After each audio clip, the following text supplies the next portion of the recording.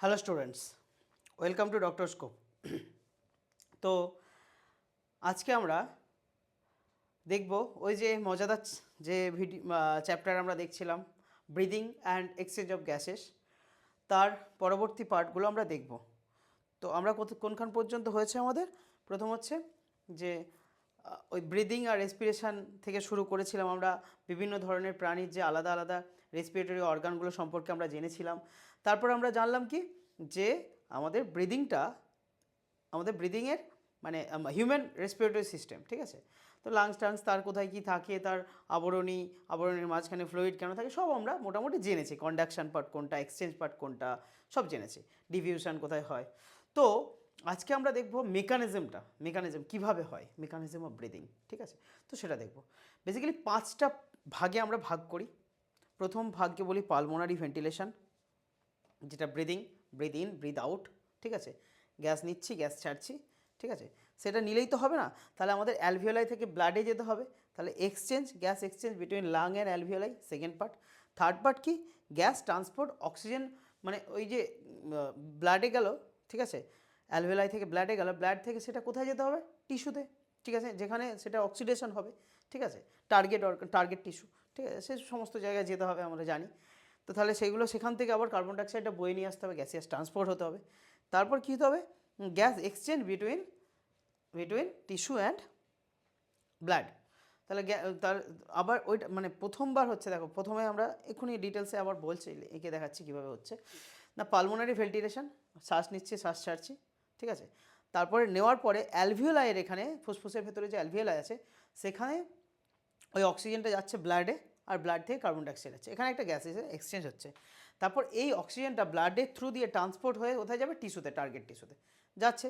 সেখানে গিয়ে একটা কার্বন ডাইঅক্সাইড মানে সেখানে ট্রান্সপোর্ট হয়ে যাচ্ছে, সেখানে গিয়ে আবার একটা এক্সচেঞ্জ হবে। ওই যে অক্সিজেনটা বয়ে নিয়ে গেল, সেটা কোথায় দেবে? টিস্যুতে দেবে। আর টিস্যুতে যে কার্বন ডাইঅক্সাইড তৈরি হবে, সেটা আবার ব্লাড নেবে, সেটা নিয়ে আবার হৃৎপিণ্ডে আসবে, হৃৎপিণ্ড থেকে আমরা ফুসফুস থেকে আমরা আবার অ্যাটমসফিয়ারে বার করে দেবো, ঠিক আছে? তাহলে এই হচ্ছে 5টা স্টেপ, আমরা একটু ডিটেলসে দেখি, ঠিক আছে? ব্রিদিং আর পালমোনারি ভেন্টিলেশন ফার্স্ট স্টেপ, ঠিক আছে? তো তারপরে আমরা কি দেখছি? By which atmospheric air is drawn in and out, carbon dioxide, মানে প্রথমে আমরা অক্সিজেন নিচ্ছি, কার্বন ডাইঅক্সাইড বের করছি, ব্যাস, আর কিছু ভাবার দরকার নেই। নেক্সট কি? Diffusion of gases. তাহলে এই যে নিচ্ছি, ছাড়ছি, তারপর কি?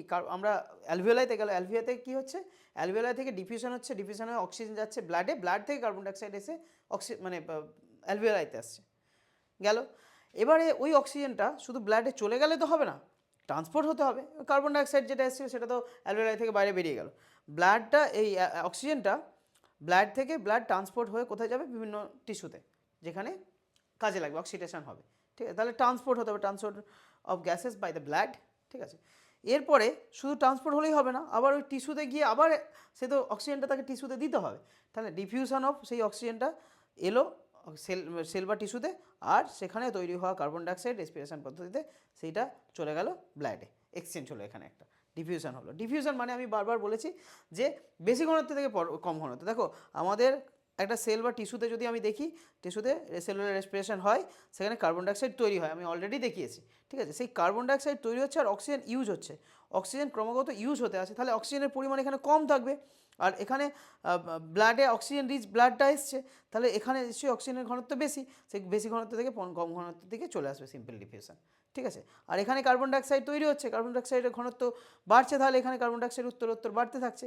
আর এখানে তো অক্সিজেন নিয়ে এসেছিলো, অক্সিজেন দিয়ে দেওয়ার পরে এখানে কার্বন ডাইঅক্সাইডের মাত্রা কম থাকবে তুলনামূলকভাবে, তো তারপর কার্বন ডাইঅক্সাইডটা এখানে ডিফিউশন হয়ে বেশি ঘনত্ব এখানে ছিল, বেশি থেকে কমে চলে গেল, সেখান থেকে আবার চলে গেল কোথায়? হৃৎপিণ্ড থেকে ফুসফুস থেকে বডির বাইরে। এই হচ্ছে এই যে, তারপরে কি? তাহলে কার্বন ডাইঅক্সাইড দিয়ে দিল, সেটা বডির বাইরে চলে গেল। তারপর এখানে এবার সেলের মধ্যে অক্সিজেনটা চলে এলো। আলটিমেট আমাদের কাজ কি? ইউটিলাইজেশন করা, সেলুলার রেসপিরেশন। এই যে utilization of oxygen by catabolic reaction, result release of carbon dioxide. ওই যে ক্যাটাবলিক রিয়েকশন কাটা, ব্রেকডাউন করি, ঠিক আছে? গ্লুকোজকে ভাঙি, ফ্যাটি অ্যাসিডকে ভাঙি, তারপরে অ্যামাইনো অ্যাসিড, এসব ভেঙে আমরা আমাদের কার্বন ডাইঅক্সাইড তৈরি করে, আমরা সব জানি। কারণ গ্লুকোজকে ভেঙে আমরা গ্লুকোজকে অক্সিজেন দিয়ে মানে অক্সিডাইজ করলে কার্বন ডাইঅক্সাইড তৈরি হয়, এটিপি তৈরি হয়, জল তৈরি হয়, আমরা জানি মোটামুটি। এই হচ্ছে আমাদের জায়গা ছিল, মোটামুটি বোঝা গেছে। আচ্ছা, একটা জিনিস আমি এখানে শুধুমাত্র একটু তোমাদেরকে গ্রাফিক্যালি বুঝিয়ে দিই, মানে ছবি এঁকে একটু ডায়াগ্রামিক্যালি বুঝিয়ে দিই। দেখো আমাদের এইটা হচ্ছে, এটা হচ্ছে হার্ট,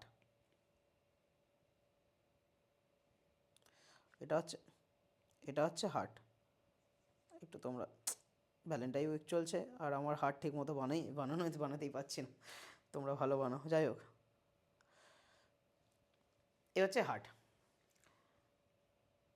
রাইট ডান অলিন্দ, বাম অলিন্দ, ডান নিলয়, ডান নিলয়, বাম নিলয়, সবাই জানি আমরা। তাহলে আর এটা আমি একটু সাইডের দিকে একটু প্রপার ছবিটা আঁকছি, আর এখানে একটুখানি বোঝানোর চেষ্টা করছি। এটা ফুসফুস থাকে এখানে, এখানে 3টে লোব থাকে আমরা দেখেছি, ঠিক আছে। যাই হোক, সেগুলো আমি এখানে বলছি না। আর এখানে আমাদের আরেকটা ফুসফুস,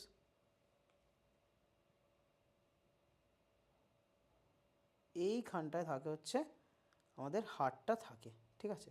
এবার আমি আঁকছি হার্টটা এখানে, আর ফুসফুসটাকে তুলে আঁকছি। এটা কিন্তু অরিজিনাল ছবি, ঠিক আছে, এটা অরিজিনাল ছবি। কিন্তু আমি কি করছি, একটুখানি জাস্ট বোঝানোর জন্য এখানে আমি হার্টটা আঁকবো। কোথায় হার্টটা আঁকবো? এখানে ধরে নাও, এই লাংসটা।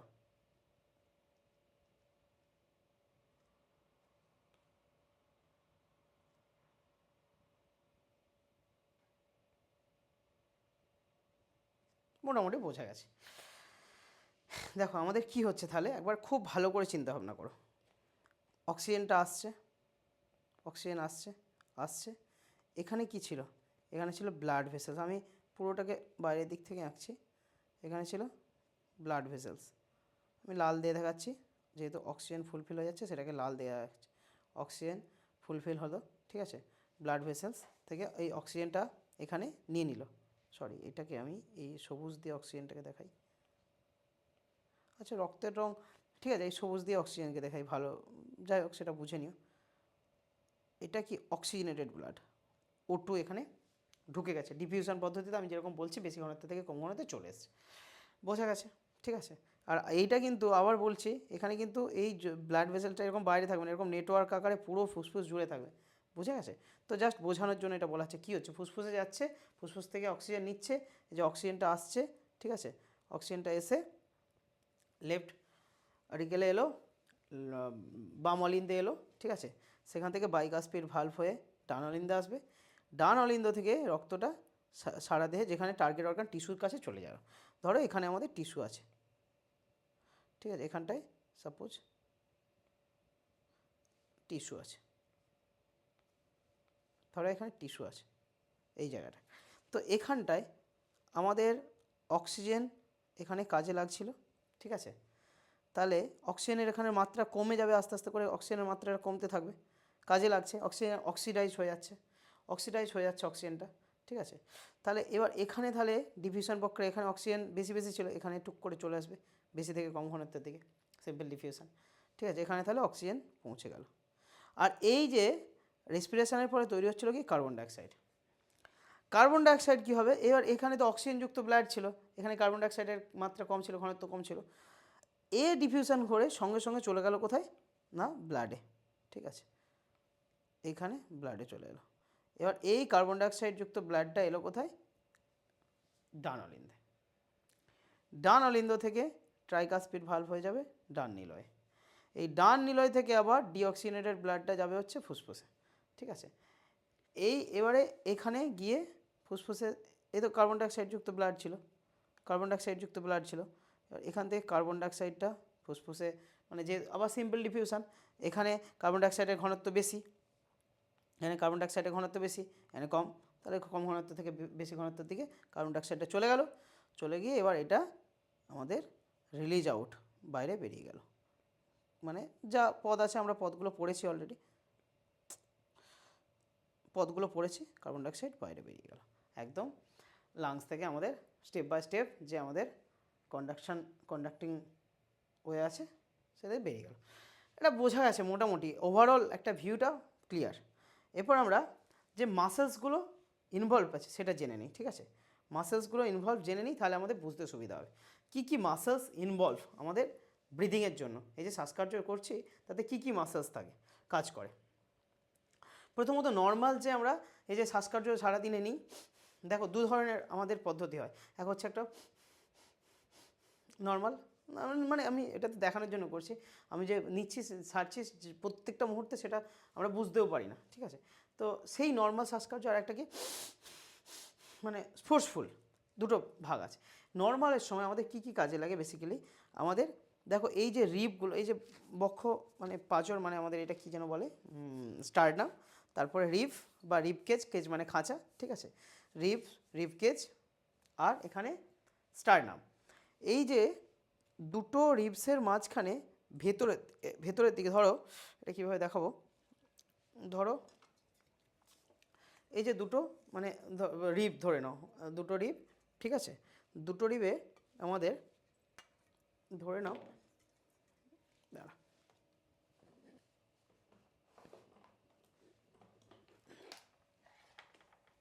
ধরে নাও এদিক থেকে মানে ভেতরের দিকে এরকম কিছু মাসেলস যোগ আছে, ভেতরের দিকে কিছু মাসেলস আছে, ঠিক আছে, আর আবার বাইরের দিকেও কিছু মাসেলস আছে, ঠিক আছে, জাস্ট বুঝে নাও। আচ্ছা এই একটা তারকে আমি জড়াচ্ছি, অ্যাকচুয়ালি একটা তার জড়ার কথা নয়, আর কিছু, আচ্ছা এইটা দিয়ে দেখে দিই, দেখো এইদিকে বাইরের দিকে মাসেলস আছে, ঠিক আছে, বাইরের দিকে একটা মাসেলস আছে, ভেতরের দিকে মাসেলস আছে। এবার আমি যেটা দেখাতে চাইছি, ধরো এইটা বাইরের দিক, মানে তোমাদের যেটা দেখা যাচ্ছে বাইরের দিক, আর ভেতরের দিকে, ধরো ভেতরের দিকে কিছু আমি পাচ্ছি না, যাই হোক কিছু একটা দিয়ে দেখাই, আচ্ছা চলো এইটা পেয়েছি, চলো এই ধরো ভেতরের দিকে এরকম একটা যোগ আছে, ধরো এইটা ফিক্স আছে, বাইরের দিকেরটা ফিক্স আছে, ভেতরের দিকেরটা টানছি, বা বাইরের দিকেরটা আমরা কন্ট্যাক্ট করছি, এটাকে সংকুচিত করছি, টানছি, তাহলে কি হচ্ছে, দেখো এইটা এরকমভাবে এটা বেড়ে যাবে, ভলিউমটা বেড়ে যাবে। আমি বোঝানোর চেষ্টা করছি, পরের দিন আমি দরকার পড়লে কোনো একটা মডেল নিয়ে আসবো এটার জন্য, কীভাবে করা যায় আমি দেখানোর জন্য, জাস্ট আমি বলছি, ঠিক আছে। দেখো আমি যেটা বলতে চাইছি, দুটো বুঝে নাও খুব ভালো করে, দুটো রিব, ঠিক আছে, আমাদের পরপর যে রিব কেজ, ঠিক আছে, তো রিব কেজের ভেতরের দিকে একটা মাসেলস থাকে যেরকমভাবে দেখালাম, ঠিক আছে, যে দুটো রিব এরকম সরু সরু ধরো, এই ভেতরের দিকে একটা করে আর বাইরের দিকে একটা করে, ঠিক আছে, দুটো রিবের ভেতরের দিকে এই যে লাল দিয়ে দেখিয়েছি intercostal muscle, actually intercostal muscles থাকে, আর বাইরের দিকে থাকে ইন্টারকস্টাল মাসেল, দুটো ইন্টারকস্টাল মাসেলস, একটা এক্সটার্নাল বাইরের দিকে যেটা, আর একটা ভেতরের দিকে ইন্টারনাল, ঠিক আছে, নিচের দিকে থাকে ডায়াফ্রাম, আর এখানে থাকে স্টার্নামের সাথে লেগে থাকে, এগুলো আমরা জানি, আর এগুলো রিবস জানি, ঠিক আছে। এই যে ডোমসেপস ডায়াফ্রাম, এখানে থাকে ফ্রেনিক নার্ভ, ঠিক আছে, ফ্রেনিক মাসেলসটা কিন্তু আমাদের ব্রিদিংয়ের জন্য কাজে লাগে। তাহলে এখানে internal intercostal muscles, external intercostal muscles, diaphragm যার মধ্যে ফ্রেনিক মাসেলস আছে, এটা নর্মাল ব্রিদিংয়ে কাজে লাগে এই মাসেলসগুলো, ঠিক আছে। আর আমরা যদি ফোর্সফুল ব্রিদিং করি তখন কিন্তু আমাদের অ্যাবডোমিনাল মাসেলসগুলো কিছু কিছু রোল প্লে করে। চলো এবার আমরা একটু ডিটেলসে দেখি। ধরো মেকানিজম অফ ব্রিদিং আমরা অলরেডি বলেছি যে আমাদের ব্রিদিং ইন্সপিরেশান আর এক্সপিরেশান নিয়ে হয়। Inspiration active intake of air, atmospheric air into লাংসে অ্যাক্টিভ প্রসেস এটা, আর প্যাসিভ প্রসেস অলরেডি বলেছি প্রথমেই, ঠিক আছে। তারপরে দেখো এবার ইন্সপিরেশান কীভাবে হচ্ছে, আমি বললাম কী কী লাগে। এই যে ধরো এইটা হচ্ছে ডায়াফ্রাম, ছিল এই রকম শেপ, এই ডায়াফ্রামটা এর মধ্যে কি ফ্রেনিক মাসেলস আছে, তাহলে এই মাসেলটা রিল্যাক্স হবে, ঠিক আছে, কন্ট্রাক্ট হবে, কন্ট্রাক্ট মানে কি সংকুচিত হয়ে যাওয়া, ঠিক আছে, কন্ট্রাক্ট মানে সংকুচিত হয়ে যাওয়া, ঠিক আছে, কন্ট্রাক্ট হলো, এই যে এরকম ফুলে ছিল সেটা কন্ট্রাক্ট, সংকুচিত হয়ে গেল। তাহলে দেখো এইটা সংকুচিত হওয়ার ফলে আমরা কি বলছিলাম, ওপরের দিকটাকে, ঠিক আছে, আচ্ছা এটা বলিনি, সামনের দিকটাকে ভেন্ট্রাল বলেছিলাম, পেছনের দিকটাকে ডরসাল বলেছিলাম, পাশের দিকটাকে ল্যাটেরাল বলেছিলাম, আর ওপরের দিকটাকে আমরা কি বলবো, অ্যান্টেরিয়র পার্ট, আর নিচের দিকটা পোস্টেরিয়র পার্ট, ঠিক আছে, নিচের দিকটা পোস্টেরিয়র পার্ট, ওপরের দিকে অ্যান্টেরিয়র পার্ট। তাহলে আমি যদি এইটা ধরো এই রকম ছিল ডোমসেপ্ট, এটাকে ডোমসেপ্ট বলা হয়, ঠিক আছে, ডায়াফ্রামটা সেটা কন্ট্রাক্ট করলো, কন্ট্রাক্ট করার ফলে কি হচ্ছে, কন্ট্রাক্ট করার ফলে এই যে ভলিউমটা, বুকের ভলিউমটা, আমরা বলছিলাম কি এয়ার টাইট ক্যাভিটি লাংসটা, তাহলে এখানে এই বুকের বক্ষ গহ্বরের এইটা কন্ট্যাক্ট করার পরে দেখো এখানটা কতটা স্পেস পেয়েছে, তার মানে এই লাংসের এই যে বেলুনের মতো বলেছিলাম চেপে রাখছে, একটুখানি ফুলে গেছে, মানে কি ভলিউম বেড়েছে। তাহলে এর ভলিউমটা কোন কোন দিকে বাড়িয়েছে, না এই অ্যান্টেরিয়র ওপরের দিকে আর নিচের দিকে, যে অ্যান্টেরিয়র পোস্টেরিয়র এক্সিস, এক্সিস মানে কি অক্ষ, এই অক্ষ বরাবর অ্যান্টেরিয়র পোস্টেরিয়র অক্ষ বরাবর কিন্তু এটা ভলিউমটা বাড়িয়েছে, বাড়িয়েছে। এবার আমাদের আর কি সাথে সাথে কি করবে, সাথে সাথে আমাদের এই যে এই মাসেলসগুলোর বাইরে এক্সটার্নাল ইন্টারকস্টাল মাসেলস যেগুলো ছিল এগুলো কন্ট্যাক্ট করবে, এগুলো কন্ট্যাক্ট করলেও না এই যে ফুলে উঠবে। আমি যেটা বোঝানোর চেষ্টা করছিলাম ওই বডি স্প্রে বোতল দিয়ে, যাই হোক আমি পরে কোনো দিন মডেল তৈরি করে নিয়ে আসার চেষ্টা করবো যদি প্রয়োজন পড়ে। জাস্ট তুমি এখানে বুঝলে বুঝতে পারবে। ধরো এখানে ধরো বাইরে থেকে আমি একটু করি, বাইরে থেকে এরকম ধরো মাসেলস আছে, দেখা যাচ্ছে না বোধহয়, ভালো করে ভালো করে করি। ধরো বাইরে এগুলো মাসেলস আছে, এক্সটার্নাল ইন্টারকস্টাল মাসেলস, ঠিক আছে। আগে ভেতরেরটা করে নিই, নাহলে বাইরেরটা আগে বোঝা যাবে না। ভেতরেরটা আগে ধরো এটা দিয়ে ভেতরেরটা করছি, ভেতরের মাসেলস আছে একটা, আর বাইরে আছে এক্সটার্নাল ইন্টারকস্টাল মাসেলস, ঠিক আছে। দেখো বাইরেরটাকে আবার যদি সংকুচিত করি, বাইরেরটাকে কন্ট্রাক্ট করি, ঠিক আছে, বাইরেরটা কন্ট্রাক্ট করি, ঠিক আছে, তাহলে এইটা আলটিমেটলি কিন্তু বাড়বে, ঠিক আছে, এই স্পেসটা বেড়ে যাবে। মানে একটাকে ঠিক রাখছি, ভেতরেরটা ঠিক রাখছি একদম, সেটা কিছু করছি না। তাহলে বাইরেরটা যদি কন্ট্যাক্ট করি, বাইরেরটাকে যদি আমি এইরকমভাবে ছোটো করি, দেখবে ভলিউমটা এরকম বেড়ে যাবে। বোঝার চেষ্টা করো একটুখানি। বাইরেরটাকে যদি আমি কন্ট্যাক্ট করি, বাইরের এইটাকে যদি একসাথে দুটোর এই যে স্পেসটা মাঝখানে স্পেসটাকে কমিয়ে দিই, দেখো ভেতরেরটা তো নর্মাল আছে, তাহলে পুরো ওভারঅল ভলিউমটা বেড়ে যাবে। বুঝতে পারছো? বোঝার চেষ্টা করো, আদারওয়াইজ তোমরা কমেন্ট করো, আমি কিন্তু অন্যভাবে বোঝানোর চেষ্টা করব।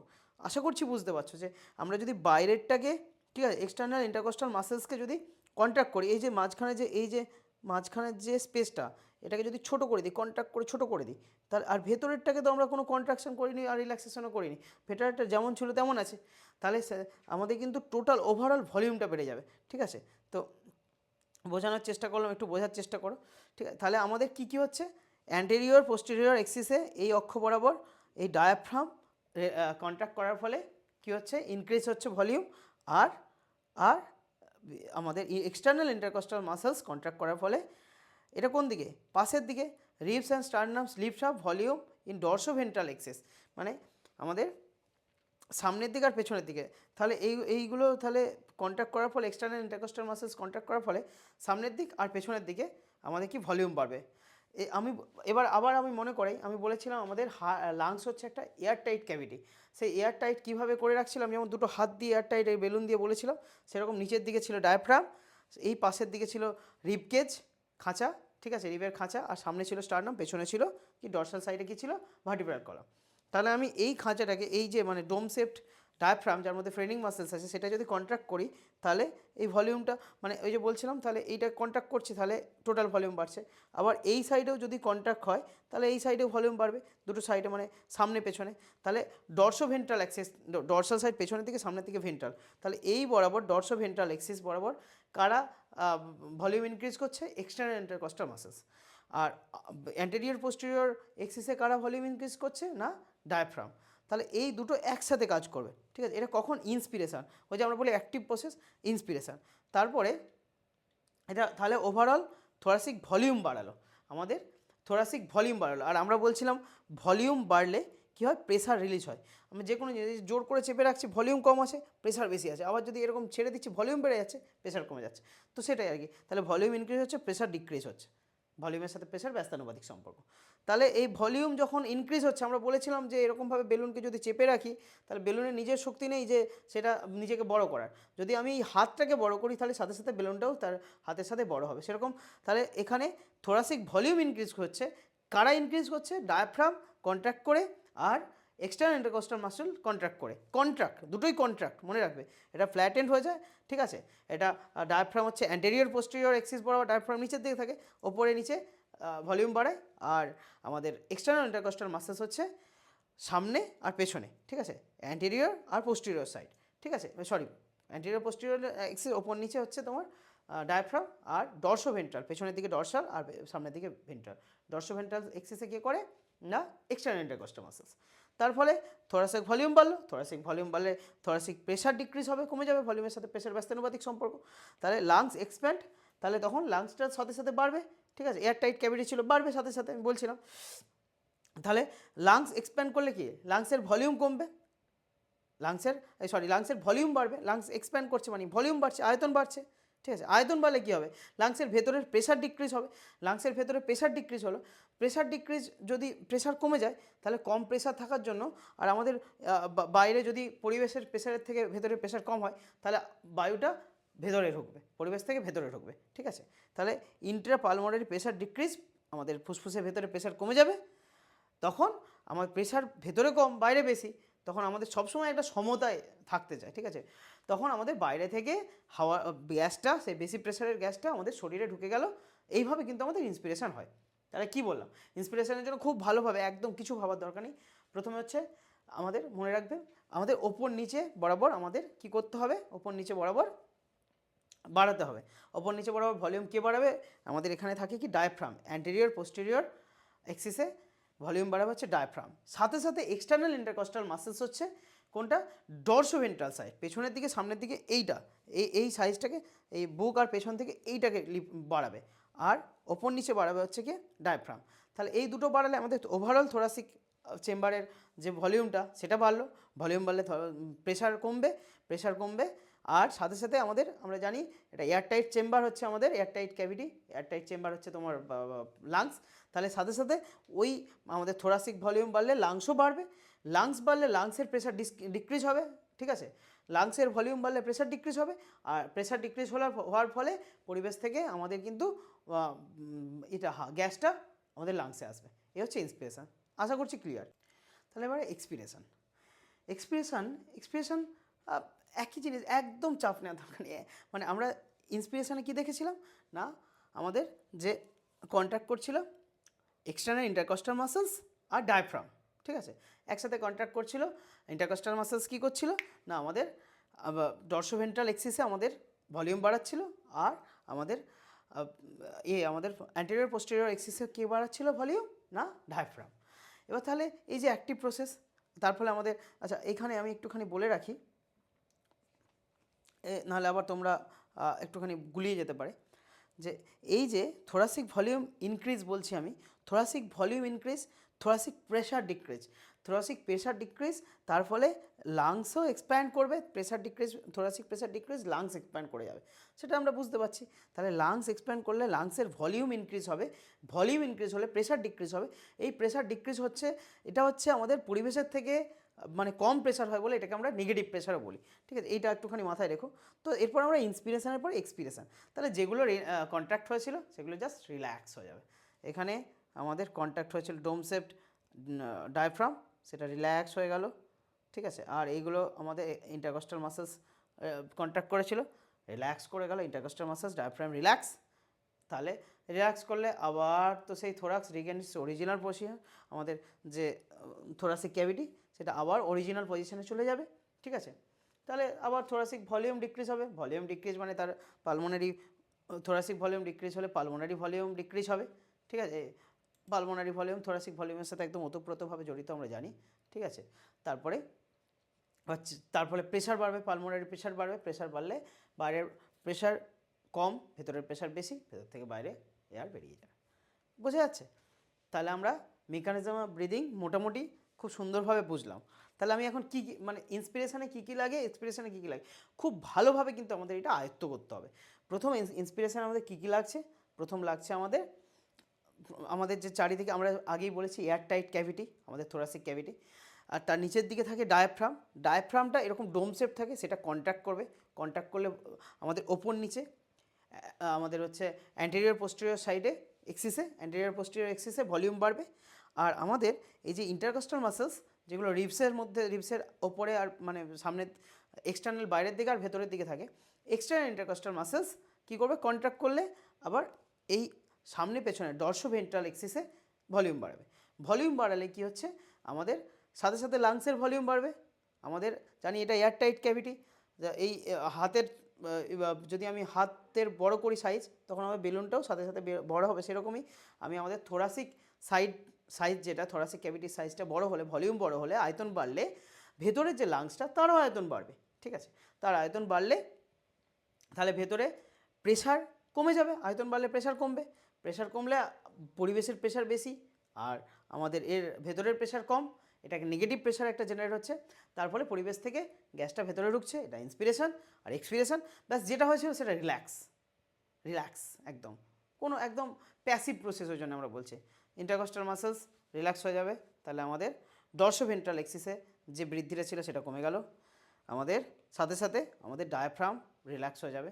ঠিক আছে, ডায়াফ্রাম রিল্যাক্স হলে এই বরাবর যে ওপর নিচে বরাবর যে বৃদ্ধিটা হয়েছিল সেটাও রিল্যাক্স হয়ে গেল, তার ফলে আমাদের থোরাসিক ভলিউম আবার কমে গেল।